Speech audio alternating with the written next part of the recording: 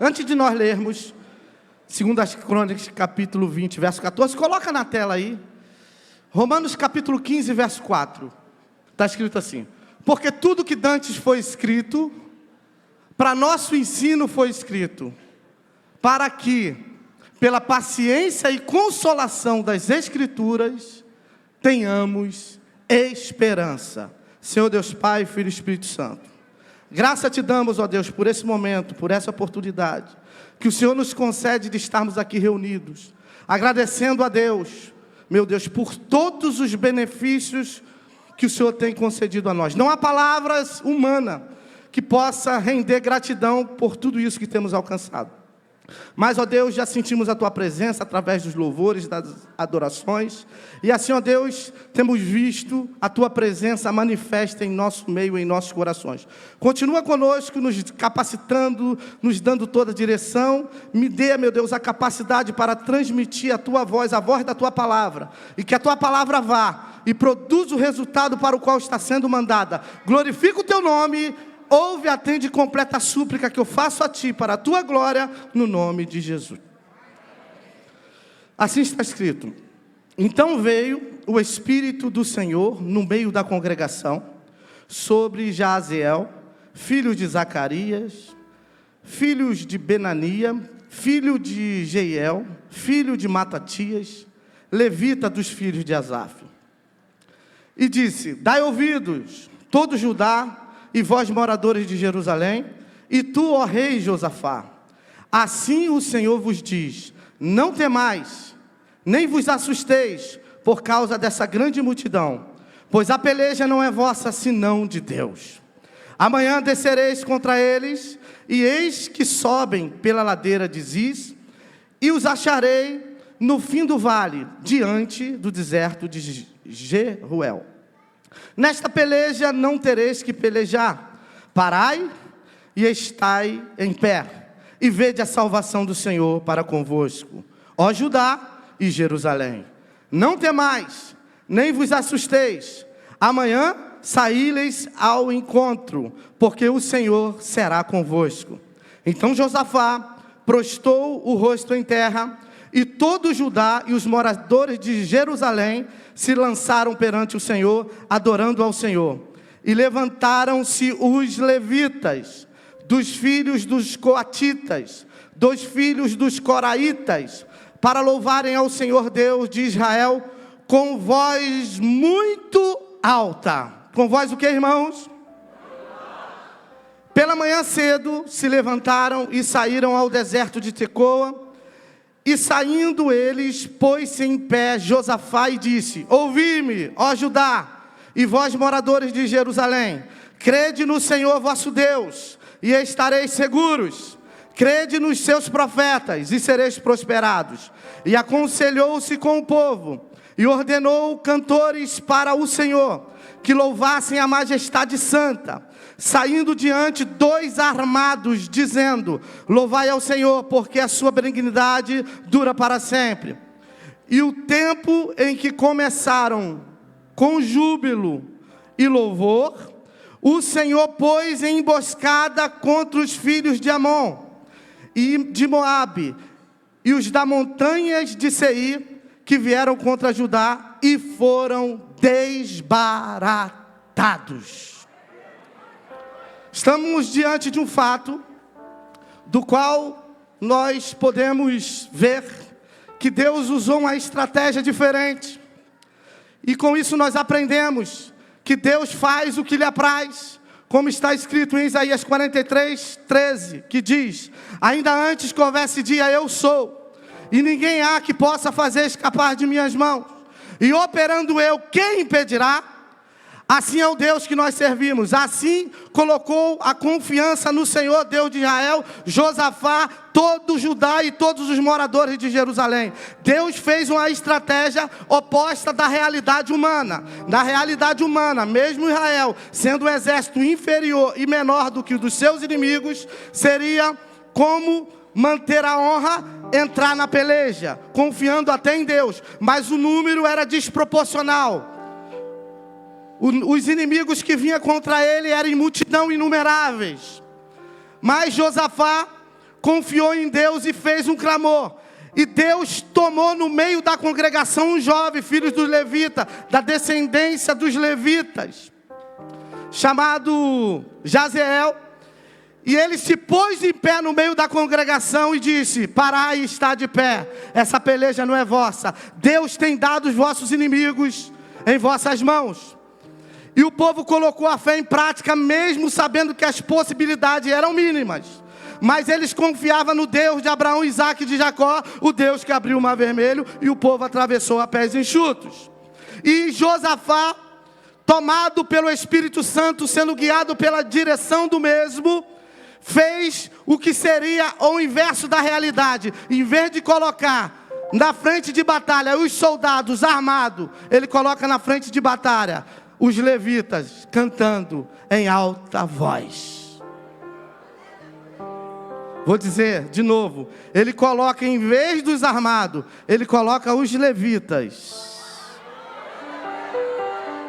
cantando em alta voz, em júbilos, dizendo que o Senhor é bom, a sua misericórdia dura para sempre. O Senhor é bom, o Senhor é bom, o Senhor é justo, Ele é varão de guerra, Ele peleja por nós. Louvamos e bendizemos e exaltemos, porque Deus vai na nossa frente.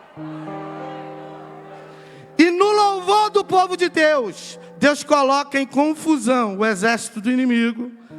E eles são desbaratados. E a Escritura vai dizer no texto que eles começam a atacar um ao outro. Eles começam a pelejar um contra os outros.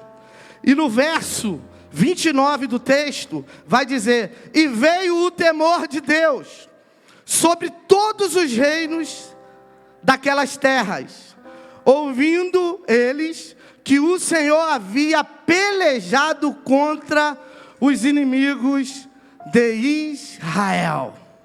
Quem é que tinha pelejado contra os inimigos de Israel?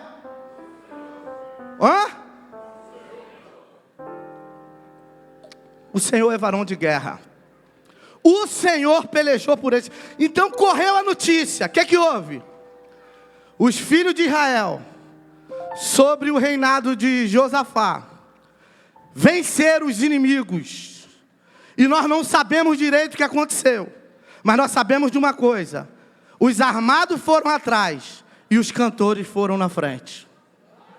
E Deus armou uma confusão no meio do arraial, e eles ficaram loucos entre si, começaram a guerrear contra si. E os filhos de Israel só chegaram no acampamento para pegar os despojos, e chegaram lá, só tinha corpos estirados. Deus montou essa estratégia nos ensinando, já lá no Antigo Testamento, que a adoração a Deus seria o suficiente para vencer qualquer desafio. E eu digo para ti, levita, eu digo para ti, corista, eu digo para ti, cantores, eu digo para ti, homens e mulheres de Deus: não deixe por nada dessa vida, não deixe em momento algum de reconhecer a soberania de Deus. Abre os seus lábios e louva a Deus, porque na sua adoração Ele vai receber e vai se levantar ao seu favor. Com isso nós temos um inimigo que peleja contra nós, que peleja contra os filhos de Deus. Nós podemos ver que ele, que foi criado para louvor, ele se perdeu, porque foi achado nele iniquidade. Lá em Ezequiel, no capítulo 28, coloca na tela aí, vamos ler rápido. Verso 13: estavas no Éden, jardim de Deus. Toda pedra preciosa era tua cobertura: a sardônia, o topázio, o diamante, a turquesa, o ônix, o jaspe, a safira, o carbúnculo, a esmeralda e o ouro. A obra dos teus tambores, dos teus pífaros, estavam em ti. No dia em que tu foste criados, foram preparados. No dia o quê? Em que foste criado, foram? Puxa. Tu eras querubins ungido para proteger, e te estabeleci no monte santo de Deus estavas, no meio das pedras afogueadas andavas. Perfeito eram teus caminhos, desde o dia em que foste criado, até que se achou iniquidade em ti. A Escritura vai dizer que ele era aferidor de medidas. O que é aferidor de medida? Era perfeito em criação. O texto fala. Se alguém perguntasse o que é uma obra-prima bela, era só olhar para o querubim ungido, ele era perfeito. E ele foi criado não só para guarda, mas para adoração. A prova está no texto, que no dia que foi criado, os instrumentos foram criados nele. E ele perdeu o direito de adoração, porque foi achado iniquidade nele. Quando fala que foi achado iniquidade nele, nós podemos contextualizar essa palavra e podemos entender que foi achado soberba nele, foi achado grandeza nele, foi achado prepotência nele. Talvez ele podia pensar como alguém pode pensar: eu toco mais, eu canto mais, eu tenho uma unção diferenciada, eu tenho me esforçado, não sou reconhecido, eu fui no ensaio, o outro não foi.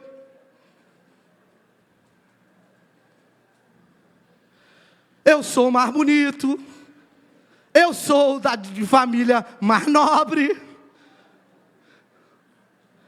De alguma forma entrou a prepotência e a soberba.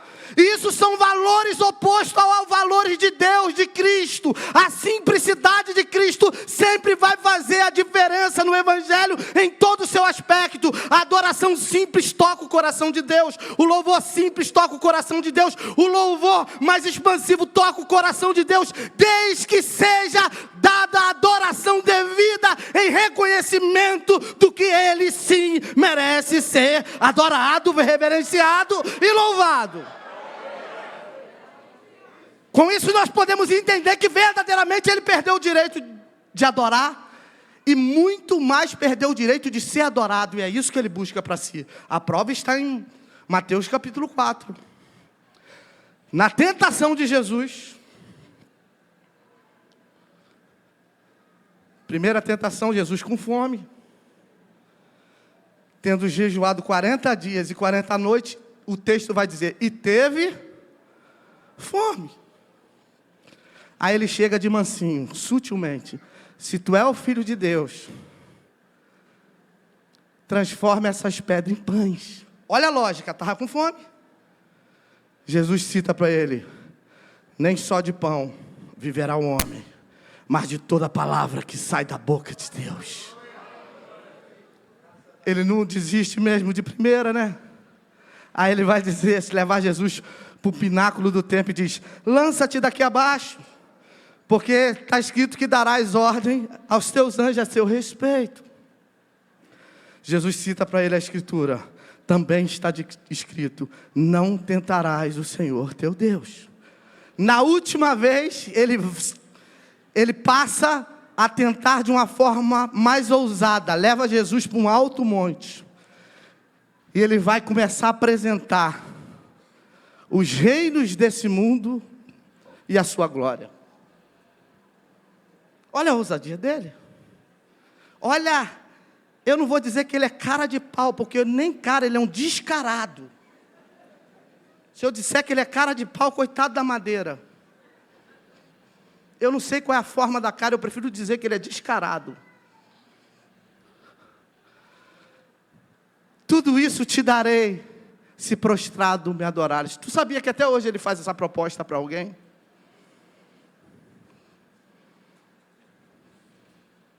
Aí Jesus vira para ele. Eu imagino Jesus, mesmo de jejum, mesmo cansado, Jesus vira para ele e disse: vai-te, Satanás, porque está escrito, só o Senhor teu Deus adorarás, e só a Ele servirás. Somente Ele é digno de receber adoração. Jesus definiu a situação. E ele foi embora e chegou os anjos e adoraram a Jesus, porque verdadeiramente estava ali quem devidamente deveria receber adoração. E deixa eu falar uma coisa aqui, lembrar para alguém. Se tem uma pessoa que devidamente está aqui para receber adoração, é Jesus. Eu tenho certeza, Ele se faz presente nesse lugar. Diga para o seu irmão, Ele está aqui. Fala para ele aí, me ajuda aí. Levitas, cantores, todos que estão aqui, me ajuda aí, fala assim, ó. Ninguém. Não, solta a voz. Ninguém, isso é culto de levita. Ninguém perde tempo quando tira tempo para adorar o dono do tempo.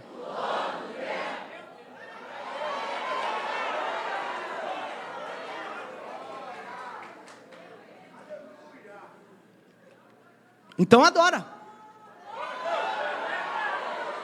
Se tu acha que ele merece, faça alguma coisa aí, faça um barulho para ele aí. Se tu sabe que ele está aqui, reconhece isso, faça isso para ele. Eu dou liberdade para a igreja adorar, pode adorar. Glória!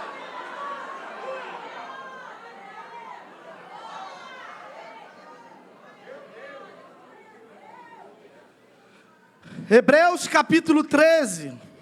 Verso 15, coloca aí.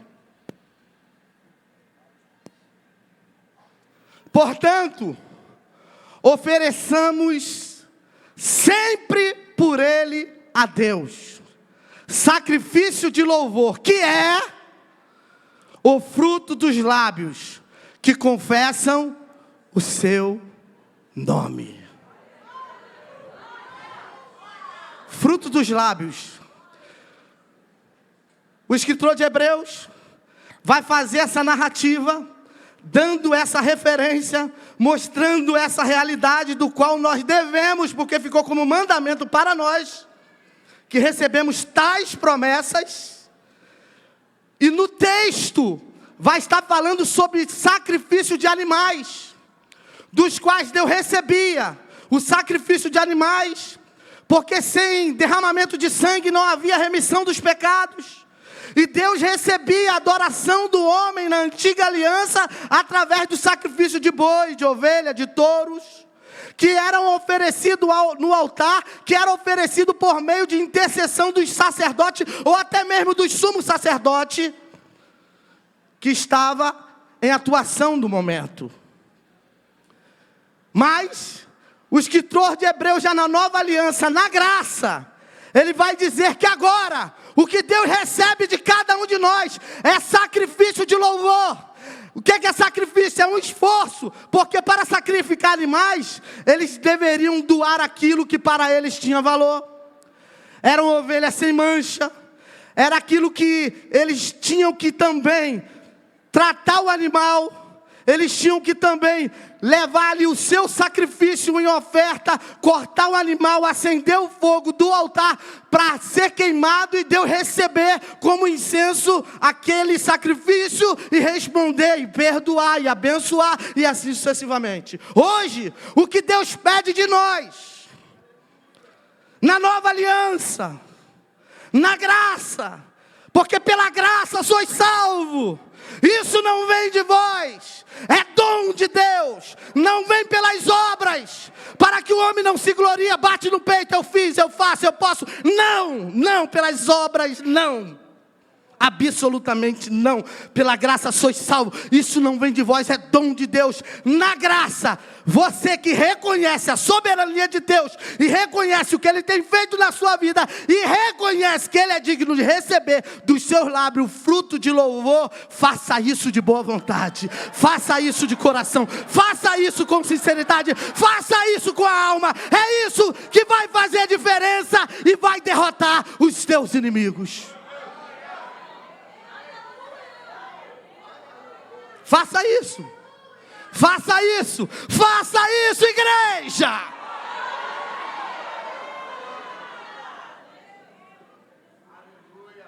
Jesus, em João capítulo 4, vai ter um diálogo com a mulher mais simples. Jesus monta uma estratégia para ter um encontro com a mulher de Samaria. Eu já estou indo para o final da minha fala. E quando Jesus revela para aquela mulher o que estava em oculto, ela, vejo que és profeta. E ela começa a dialogar com Jesus. Senhor, eu quero saber agora. Dizem que é nesse monte, ou em Jerusalém, que adora. Eu quero saber. Como é que é a questão da adoração? Jesus fala, ó, nem nesse monte, nem em Jerusalém. Mas a hora vem, e agora é. Quando Jesus fala agora é, em diálogo com aquela mulher, Jesus já tinha entendido que aquela mulher tinha crido nele. Porque quando ela começou a crer, no crer em Jesus, tu já começa a adorar. Então Jesus declara, agora é, porque tu já está me adorando. Jesus quebra um protocolo. Jesus quebra uma barreira. Jesus quebra uma parede em qual vinha sendo arrastado por muito tempo. Samaria era rejeitada porque houve uma mistura de gente na entrada do exército da Síria, e eles começaram a conviver entre si, começaram a casar entre si, e foram excluídos da sociedade de Israel, porque Israel também foi levado cativo, e não se misturou com Babilônia, Judá melhor dizendo, e Samaria se misturou, e isso criou um preconceito, uma barreira. Nós somos os que temos direito de adorar.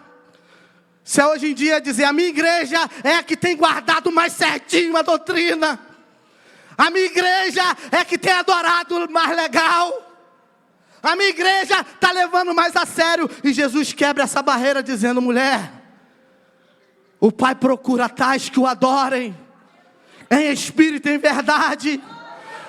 O que é adorar em espírito e em verdade? Quando Jesus se dirige a ela, não precisa mais de rótulo, não precisa mais de título, precisa de adoração verdadeira, com caráter, aonde você estiver. A geografia agora caiu por terra. Não é mais esse terreno, não é mais essa geografia, não é mais em Jerusalém, mas é no coração daqueles que crê e reconhece Jesus, Jesus, Jesus é digno de receber. O próprio apóstolo Pedro, que teve muitas dificuldades para entender a transição da graça para a lei. Ele teve que ver um lençol vindo do céu, numa revelação, com répteis, quadrúpedes, aves do céu. E Deus, na voz divina, fala para ele, Pedro, mata e come. Aí ele vai dizer, Senhor, eu não estou acostumado a comer coisa imunda, impura. Pedro, não façais imundo o que eu purifiquei, Pedro. Isso por 3 vezes. Quando ele dá em conta, tem uns enviados de Cornélio lá, batendo na porta dele, vem com a gente. Quando ele chega lá, ele encontra um Cornélio, ele encontra um povo fora do arraial, ele encontra um povo fora da sociedade judaica, ele encontra um povo excluído da cultura e da aliança de Israel que Deus fez a eles. Mas encontra um povo excluído dessa sociedade, desse meio, dessa congregação, mas verdadeiros e sinceros. Eles estavam sinceros, esperando uma palavra de Pedro. Quando Pedro abriu a boca e mostrou Jesus, a ressurreição. Quem crê, como está escrito em João 3,16, porque Deus amou o mundo de tal maneira, eu costumo dizer que essa tal maneira abrange tantas quantas coisas Deus quiser na vida daqueles que alcançaram a Ele. Que Deus, o seu Filho unigênito, para que todo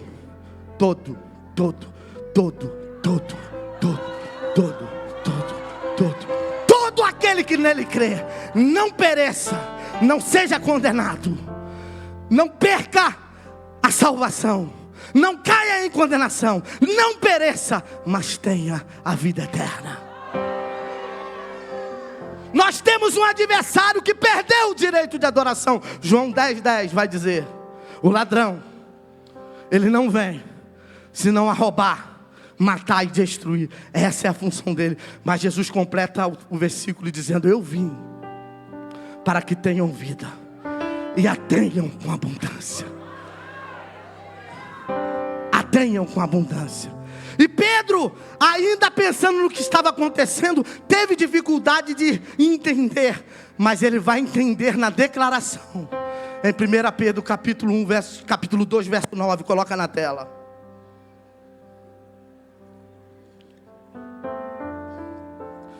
Mas vós sois a geração eleita. Isso é uma profecia direta. É a palavra da profecia. Isso é uma profecia direta. Ela está falando para nós agora. Então eu repito: vós sois a geração eleita. A geração eleita está aqui? Bate no peito: eu alcancei a promessa. Fala alto. Oh, glória! A geração eleita, sacerdócio real, nação santa, povo adquirido, para que anuncieis as virtudes daquele que vos chamou para a sua maravilhosa luz. Ué, então não está falando para Israel, não está falando para um povo exclusivo ou exclusivista, que está acima da razão da realidade do evangelho da graça. Não, ficou claro. Verso 10: vós que em outro tempo não eres povo. Então está falando para quem não era. Mas agora, quando é? Fala bem alto. Agora sois povo de Deus, que não tinhas alcançado misericórdia, mas agora, fala para o teu irmão: hoje alcançaste misericórdia.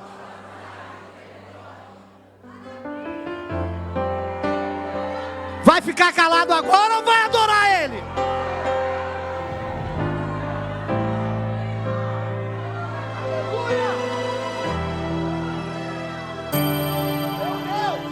O mesmo apóstolo Paulo vai dizer em Romanos capítulo 11, quando ele está falando da introdução do gentio no meio da aliança feita a Israel.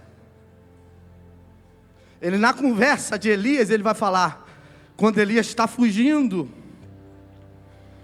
aí ele vai dizer: Senhor, mataram os seus profetas, derribaram os seus altares, só eu fiquei e busco a minha vida para matar. O que diz a voz divina? Elias! Ô Elias, se fosse eu falando, não eu ia dizer: tu está por fora. Eu reservei para mim, Elias, 7.000 varões que não dobraram o joelho diante de Baal,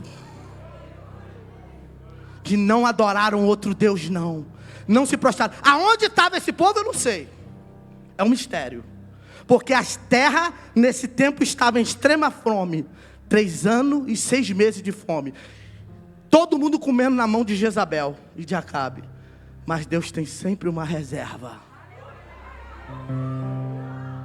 Vou repetir: Deus tem sempre uma reserva.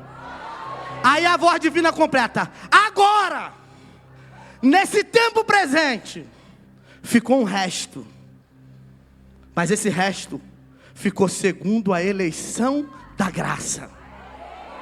Eu vou dizer, aleluia. A terra se encontra em quase 8 bilhões de habitantes nesse tempo presente, mas Deus ainda tem a sua reserva. Tem um resto. Entre 8 bilhões de habitantes, na soma e na numeração ficou um resto, segundo a eleição da graça. E eu creio que essa palavra é profética, e ela se cumpre dizendo do resto que se encontra nesse templo aqui e agora. E eu convido o resto segundo a eleição da graça. Não é segundo a eleição de vereador, de deputado, que de 4 em 4 anos troca. Não! Essa aí passa e muda. A eleição de Deus é permanente. Diz o salmista que Ele fez o sol para governar o dia. O nome do governador do dia é sol. Mais de 15 milhões de graus centígrados. Ninguém bota gasolina lá e ele continua quente do mesmo jeito. O sol para governar o dia. A lua e as estrelas para presidir a noite. O nome do presidente da noite é Lua e Estrela. Esse é o governo de Deus que não muda. É essa palavra que está empenhada para nós aqui nessa noite. Segundo, a eleição da graça é permanente, não muda. Eu convido o resto, segundo a eleição da graça, para nessa noite, eu dou liberdade. Faça a melhor adoração de agradecimento a Deus aí.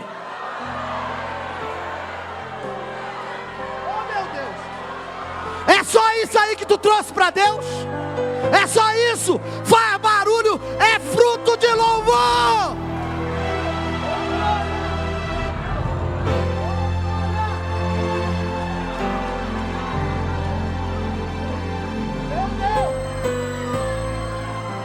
Eu não vou adorar não, porque eu não estou sentindo. Quem disse que precisa sentir? A adoração é graça, é gratidão, é reconhecimento. Ah, eu não vou adorar não, porque eu ainda não estou fazendo parte de Israel. Deus te deu a graça e quebrou a parede da separação. Pode adorar que vai chegar lá em cima. Ah, o apóstolo Paulo não aguenta. Quando ele vê que nós que éramos jambuzeiro, fala para o teu irmão assim, tu era jambuzeiro. Tá se achando que é muita coisa? Ops, acorda aí, meu filho. Para de ser bobo. Para de bobeira. Você não era nada não. Nós só somos porque Jesus é. Nós só temos porque Jesus tem. Nós só podemos porque Ele fez por nós. Aí eu vou sentir para dar um glória. Vai sentir nunca.